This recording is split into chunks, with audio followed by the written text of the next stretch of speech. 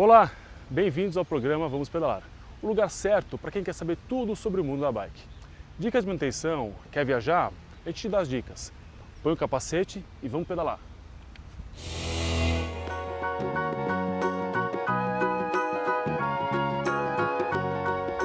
Ele é artista plástico, cartunista, desenhista e ciclista, mas nem sempre foi assim.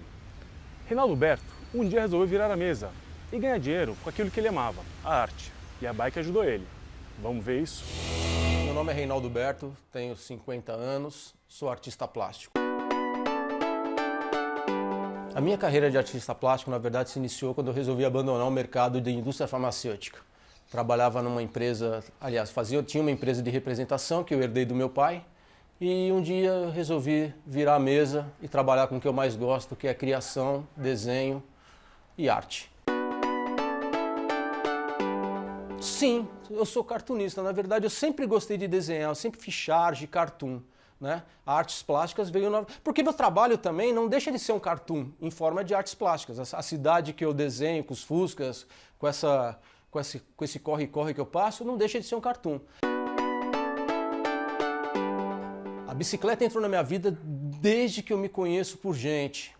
Porque aqui nesse bairro que eu moro, tinha vários campos de futebol, que hoje tem os prédios que subiram. Então minha infância foi em campo de terra e minha mãe me deu uma bicicleta quando eu era bem pequenininho. E eu lembro da sensação maravilhosa que eu tive quando eu vi que eu estava andando sem as famosas rodinhas. Então a bicicleta entrou na minha vida, acho que eu devia ter uns 8 anos de idade por aí.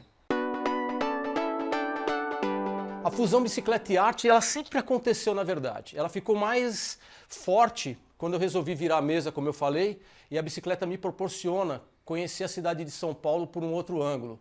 E por ter esse privilégio de pedalar, foi que eu consegui transferir o meu trabalho, as coisas que eu via pela cidade de São Paulo através da visão da bicicleta. A bicicleta me proporcionou isso.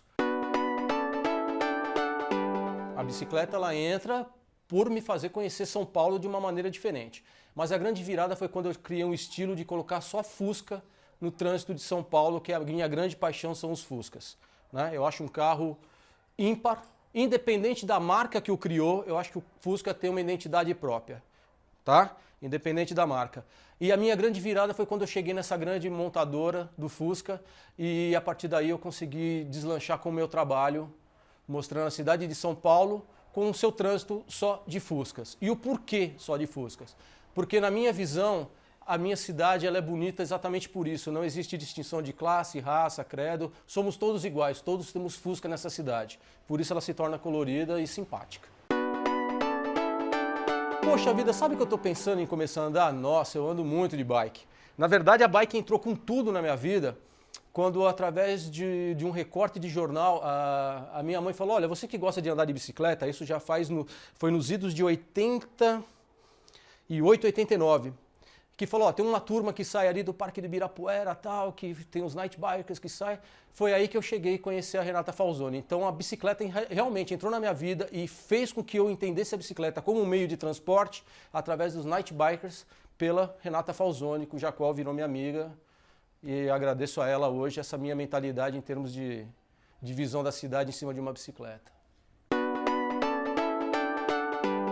Olha, eu espero que para o futuro ela só venha a crescer, porque eu sinto que a bicicleta está entrando numa coisa que eu não estou gostando, que é a política. Estou misturando bicicleta com política, né? Então a ciclofaixa é vermelha porque é política, porque foi pintado. Não. Tem que entender a bicicleta como um futuro, como um meio de transporte saudável, importante para uma cidade como São Paulo, que tem muito trânsito, ou seja, é pelo ar que você respira, né? É fazer pelos outros. Eu sei que nem todo mundo vai abandonar o carro, mas os que podem abandonar, por favor, faça, porque é um benefício para a sua saúde e para a cidade. Então, assim, como eu vi a bicicleta, hoje eu vejo no futuro as pessoas pedalando muito mais. Eu tenho certeza que vai ser uma cidade, as futuras gerações, quando eu passeio pelo domingo, às vezes, pela ciclofaixa, eu vejo a quantidade de crianças e jovens que estão optando pela bicicleta. Então, no futuro eles não vão se preocupar muito com o carro, eles vão estar mais antenados na bicicleta. Eu acredito nisso.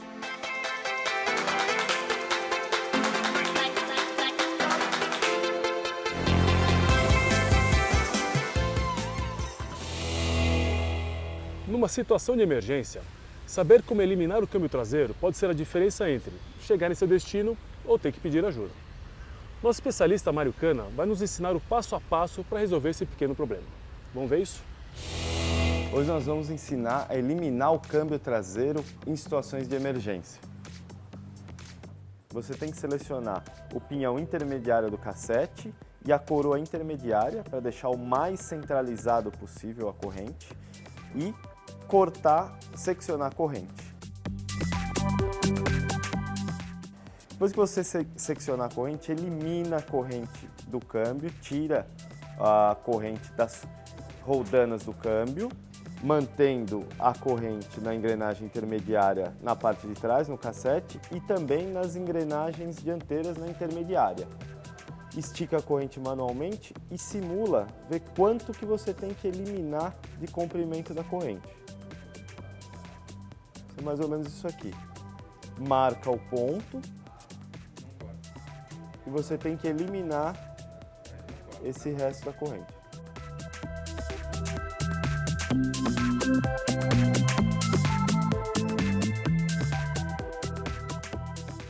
Mediu mais ou menos. Fecha a corrente com o alicate ou com a própria ferramenta de corrente.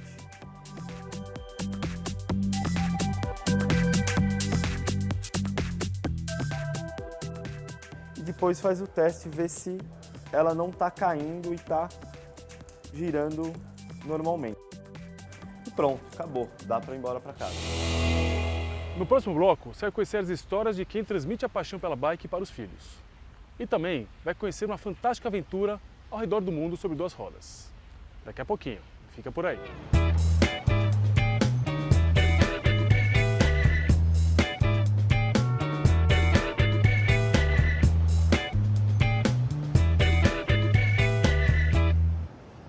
Encarar o trânsito e levar as crianças na garupa da bicicleta para a escola pode ser uma forma divertida e econômica de conhecer a cidade por um novo ângulo, mas é preciso alguns cuidados.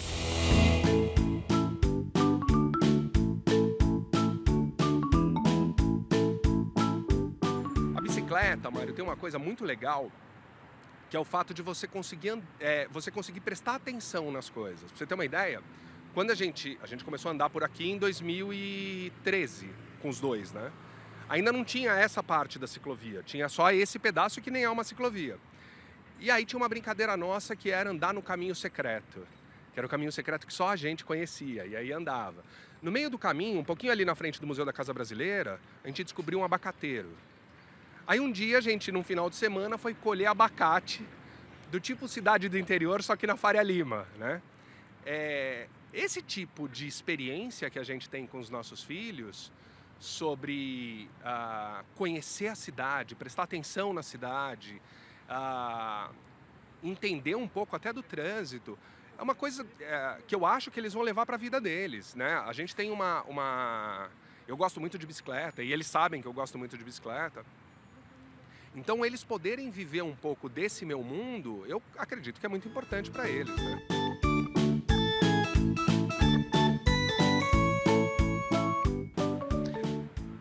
Interação, eu e ele, a gente aproveita coisas mais juntos, né? A gente passeia, eu consigo dar uma educação de que se movimentar, fazer atividade é muito importante. Então acho que essa troca minha com ele é muito legal.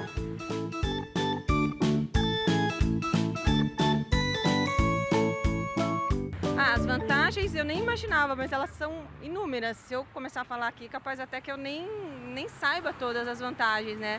Mas a gente... Nina, pega sua mochila. Eu sei que eu demoro 15 minutos, exatos 15 minutos, no máximo 20. Eu não vou nem chegar antes nem depois. Hoje está livre, eu cheguei. Não, eu chego.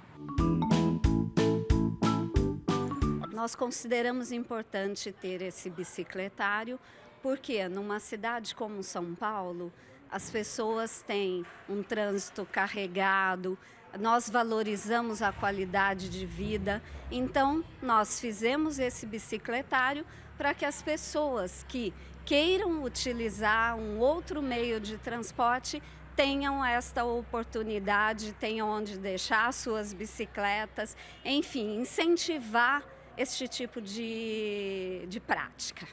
Mas de repente você olha ali um paraciclo, né? Você começa a ver pessoas chegando de bike. Então a escola está preparada,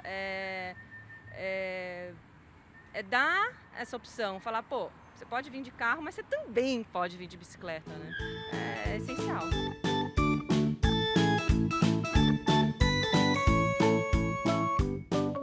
Eu acho que essa experiência que qualquer pai pode ter com os seus filhos, de levar eles para a escola, ou mesmo levar eles para passear de bicicleta, era uma coisa muito impensada para a gente quando a gente era criança, andar de bicicleta na cidade, o nosso pai levar a gente de bicicleta na cidade. E hoje é super possível. A infraestrutura cicloviária que está sendo construída hoje na cidade de São Paulo, mais a parte de lazer, né? Por exemplo, a Paulista, aberta para ciclista aos domingos, para ciclista não, para pessoas, né? É demais. A gente já foi com eles lá, a gente já foi no Bike Anjo para ela aprender a tirar a rodinha. É uma coisa de lazer impensada pra gente quando a gente era criança. Então acho que vale a pena testar. Acho que vai ter gente que vai gostar e gente que não vai gostar. Você sabe se ciclista também pode ser multado? Vamos ver isso? Ainda não há leis, né, para ciclistas, né? Então creio que ainda bem, né? Eu acho que ciclista pode e deve ser multado. Como nós temos leis a serem cumpridas no Brasil, o ciclista também deve ser cumprida a lei dele. Com certeza, deveria. Muita imprudência no trânsito e boa parte, muitos de nós ciclistas também ajudamos a isso.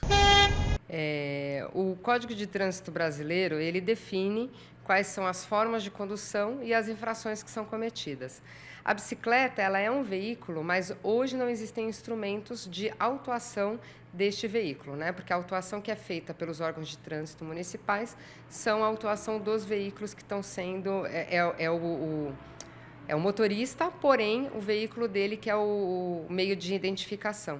Então, hoje a gente ainda não possui instrumentos dessa fiscalização. É uma discussão muito interessante, importante, que ela já foi levada para o CONTRAN, que é a Câmara Temática, que faz essa discussão mais ampla do código e do que precisa ser revisado e aperfeiçoado, mas ainda não temos uma definição clara sobre essa solução, né, de como fazer para trabalhar. Então, nós, enquanto município, entendemos que, neste momento, a melhor ação que a gente faz é de buscar orientar e informar das boas formas de condução da bicicleta. No próximo bloco, nós vamos dar uma volta ao mundo com o nosso amigo Danilo Perrotti, obviamente sobre 2 rodas. Vem com a gente, vamos ver isso.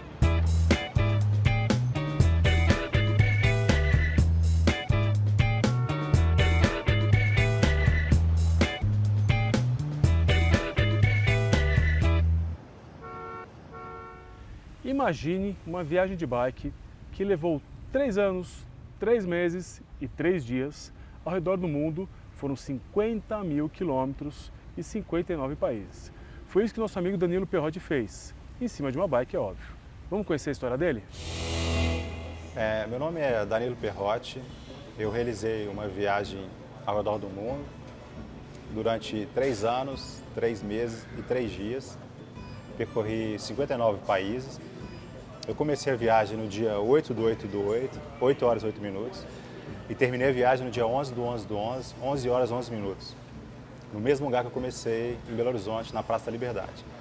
E nessa viagem eu percorri 59 países e pedalei 50 mil quilômetros em todos os continentes do mundo, de bicicleta. E aí fiquei 8 meses planejando a rota, para saber para onde eu vou, quando eu vou, que época que eu vou. E fui planejando essa rota. E vendo a questão de visto, os vistos todos você vai ter que pegar um país antes do outro. Você está no Egito, vai para o Sudão, você tem que pegar o visto do Sudão no Egito. Não tem como você pegar visto de todos os países. Então, pesquisando essas coisas. E aí, dei a largada no dia 8/8/8 de 2008 e comecei a volta ao mundo. A partida que foi de Belo Horizonte para o Rio de Janeiro pela Estrada Real. Eu fiz a Belo Horizonte para o Rio. Então essa foi a largada, né, para começar a volta ao mundo. E aí voei para Londres, na Inglaterra, onde eu tinha feito a viagem de teste. Eu tinha saído um ano antes para fazer a viagem de teste. E de lá subi para a Noruega, que era a rota que eu já tinha traçado antes de sair.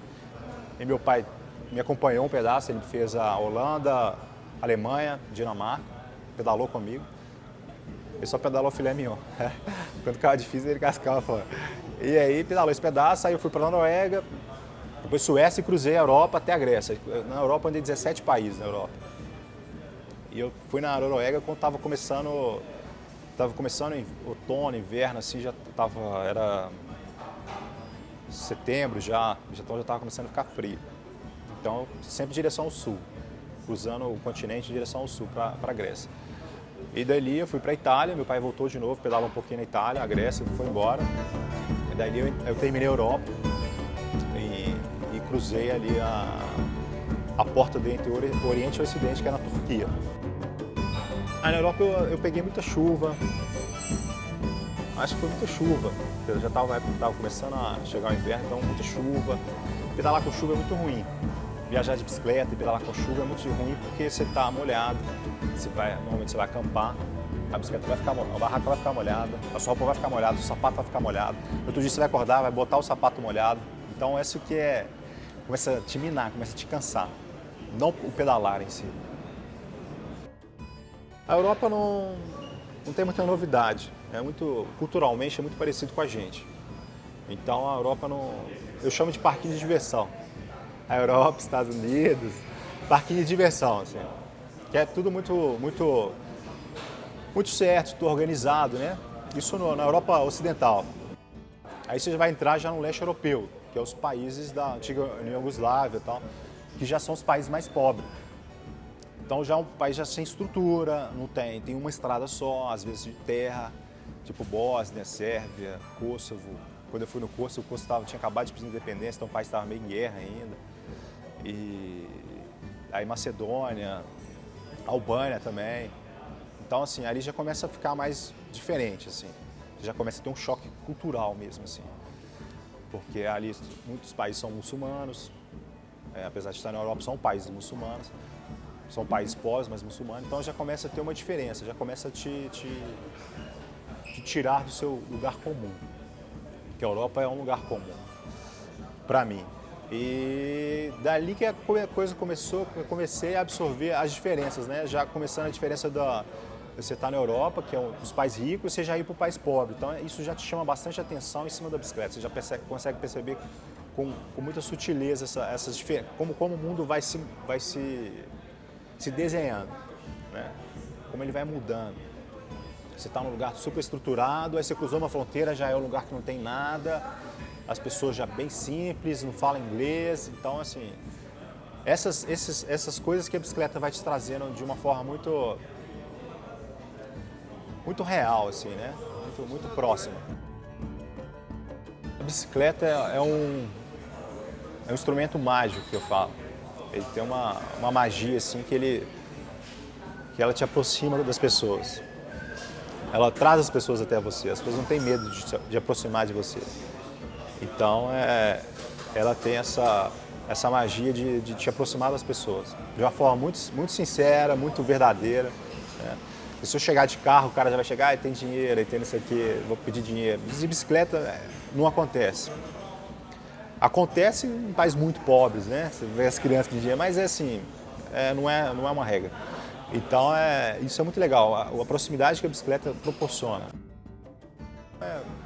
Ali que foi meio que para esquentar para começar mesmo a viagem. A viagem começa mesmo quando entra no Oriente, ali, Ocidente e Oriente, na Turquia. Ali começa a viagem. Ali realmente as coisas começam a me marcar, eu começo a aprender, a viagem começa a me ensinar.